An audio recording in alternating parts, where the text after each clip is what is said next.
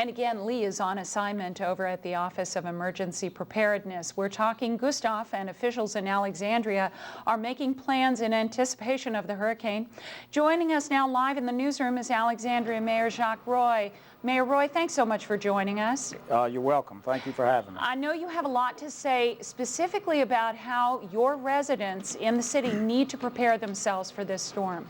I appreciate the opportunity that KLB is affording us and helping partner on these important issues. I want to first say thank you to Richard Billings, to Clarence Fields, and to the sheriff. We've done a lot of work today in building a coalition effort to address these concerns. Specifically in Alexandria, the mantra is for the whole region, be prepared. And that means that please make sure that family members are being dealt with. In other words, particularly the infirm or elderly, really need to have you reach out and make that contact to ensure that there is a plan in place.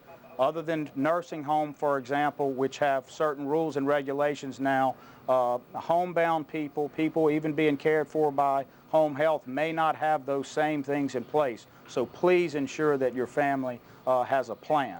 Yeah, Mayor Roy, you know, it's kind of transitioned throughout today where we were accepting evacuees, and then we saw the sheriff during the 6 o'clock news, the sheriff of Rapides Parish, Chuck Wagner, saying, okay, now we transfer our efforts towards our own residents, and that's what I'm hearing from you.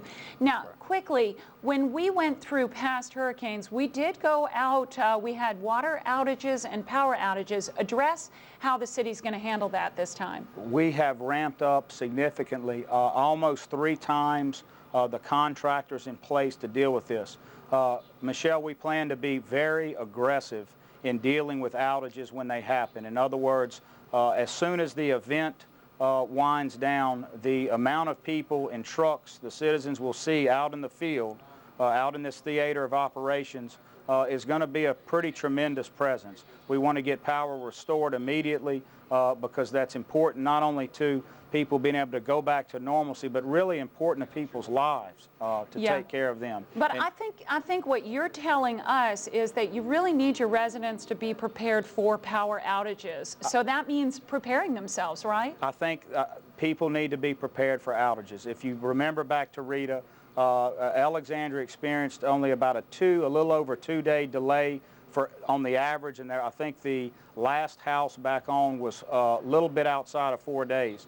I think even though this event looks to be a more serious event, we're prepared to try to beat that. And so we're going to do our job, but we need the citizens to help. Okay, Mayor, very briefly, we're almost out of time, but I want to ask you about sandbags. What is the city going to do about that? The sandbags, this will come out of OEP as well.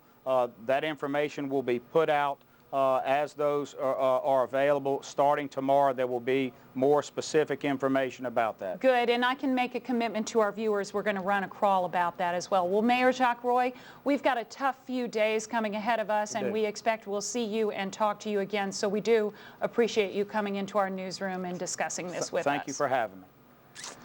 All right, Diana, so there you